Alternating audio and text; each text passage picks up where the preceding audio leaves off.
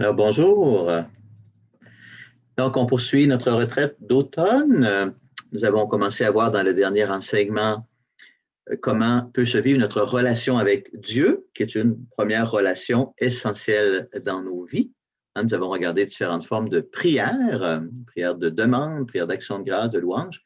Et j'ai terminé en vous disant que la prière doit nous conduire à une manière d'être en relation avec Dieu, toute particulière, qu'on appelle l'adoration. Hein? Donc, l'adoration, ce n'est pas simplement une forme de prière. Hein? Ce n'est pas il y a la prière de louange, action de grâce, d'adoration. Non. L'adoration, ce n'est pas simplement de réciter un acte d'adoration. Ce n'est pas simplement d'entrer dans la prière, de dire je t'adore, mon Dieu, je t'adore. C'est pas seulement ça. Hein? C'est pas seulement, l'adoration, ce n'est pas seulement d'aller participer à un temps d'adoration eucharistique. L'adoration, c'est une manière d'être en relation avec Dieu qui prend place dans toute notre vie, qui change toute notre vie, qui oriente toute notre vie.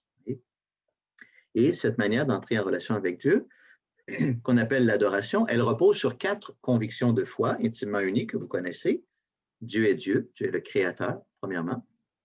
Deuxièmement, moi, je suis créé par Dieu, je suis une créature. Troisièmement, j'ai été créé avec sagesse et par amour. Quatrièmement, j'ai été créé pour vivre en relation avec Dieu. Alors, Dieu m'a créé, mais il n'y a pas d'un côté Dieu le Créateur et de l'autre côté moi, sa créature. Non, il y a le Créateur, la créature et la relation avec Dieu. Entre les deux, hein, Dieu a créé moi, mais il a aussi créé la relation que j'ai avec lui. Ah, c'est mystérieux le mystère de la relation. J'espère qu'un jour on aura l'occasion d'y revenir. La relation, tout est relation hein, dans l'univers. C'est ça qui nous plonge dans le cœur de Dieu, puisque Dieu, il est relation. On le sait, c'est le premier dogme chrétien, la Trinité. Donc, cette relation avec Dieu, on peut la décrire de toutes sortes de manières. Aujourd'hui, nous allons nous arrêter à découvrir que cette relation, c'est une relation d'adoration. Ma relation avec Dieu, avec le Dieu vivant, avec le Dieu unique, avec le Dieu 3 fois saint, ma relation avec Dieu, c'est une relation d'adoration. Alors, dans le langage courant, le mot adoration ou le verbe adorer exprime déjà spontanément une forme de plénitude, de grandeur. Des fois, des gens vont dire, telle personne, je ne l'aime pas, je l'adore. Vous voyez? Je l'adore. Donc, ça veut dire, c'est vraiment quelque chose d'extraordinaire. Et je suis, voilà, il prend toute la place dans ma vie. Bon, alors, en vérité, le verbe adorer devrait être réservé à Dieu seul, comme le dit le premier commandement. Un seul Dieu, tu adoreras. Au sens le plus plein de ce mot-là, il n'y a que Dieu qu'on peut adorer parce que l'adoration nous entraîne dans un mouvement d'amour particulier qui va s'exprimer par 3 actions de plénitude ou 3 mouvements, les 3 mouvements de l'adoration. Le premier mouvement de l'adoration, adorer Dieu comme créateur. Qu'est-ce que c'est le premier mouvement de l'adoration? Ça va vous étonner. Le premier mouvement de l'adoration, c'est m'accueillir moi-même tel que je suis. C'est étonnant, hein? Mais c'est ce qu'il y a de plus fondamental.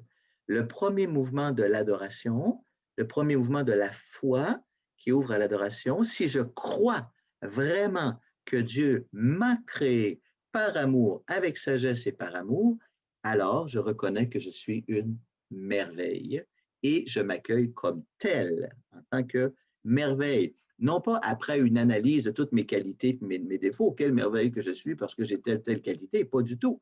Pas par comparaison avec les autres, pas par comparaison avec qu'est-ce que j'aimerais être, pas par comparaison avec une espèce d'idéal de ce que devrait être un être humain, ce que je devrais être, que devrait être ma vie. Non, par la foi.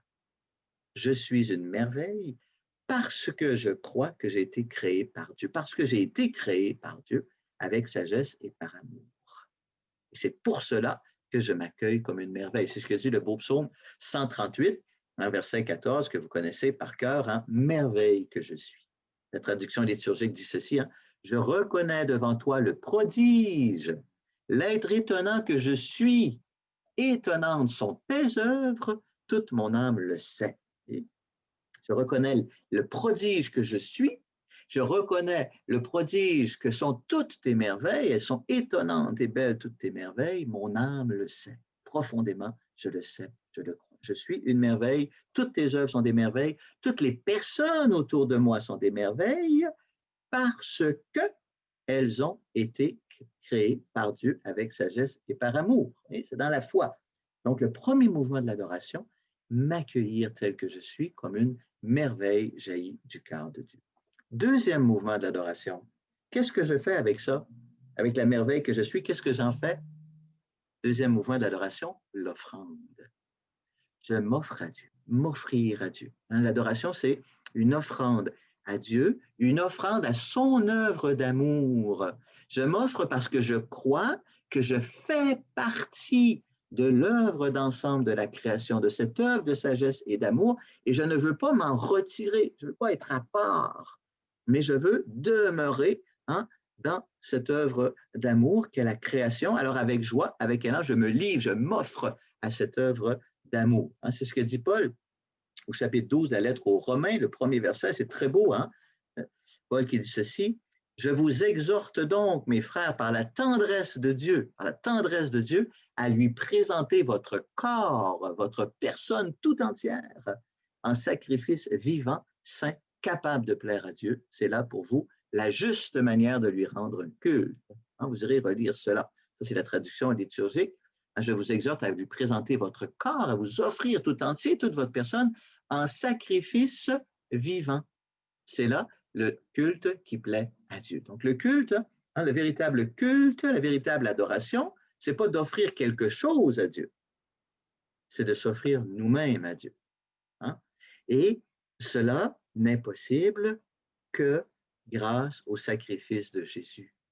En dehors du sacrifice de Jésus, ça n'a pas de sens. C'est Jésus, le Sauveur, qui s'offre au Père, et moi, je m'offre au Père en lui, avec lui. C'est ça le sens de la messe, et c'est ça le sens de l'adoration eucharistique. Je ne redonnerai pas ici tout l'enseignement sur l'adoration eucharistique, mais c'est ça l'idée. On comprend que l'adoration eucharistique, c'est un moyen pour entrer dans l'offrande de Jésus au Père, dans le mouvement d'offrande de Jésus au Père pour le salut du monde.